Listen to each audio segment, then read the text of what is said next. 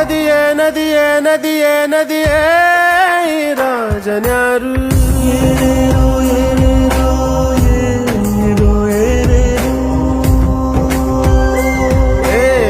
ವಿಧಿಯೇ ವಿಧಿಯೇ ವಿಧಿಯೇ ವಿಧಿಯೇ ವೀರನ್ಯಾರು ಒಂದು ಊರಿನಲ್ಲಿ ಒಬ್ಬ ಪರಾಕ್ರಮಿ ರಾಜ ಇದ್ದ ರತಿಯಂಥ ರಾಣಿಯೊಡನೆ ರಾಜ್ಯಭಾರ ಮಾಡುತ್ತಿದ್ದ ತಾನು ತನ್ನ ಪ್ರಾಣನೇ ಪಣವಾಗಿರಿಸಿ ಕಾಪಾಡೋ ಶಾಂತಿ ದೂತನ ಹಾಗೆ ಅವ ಹೆಸರಾದ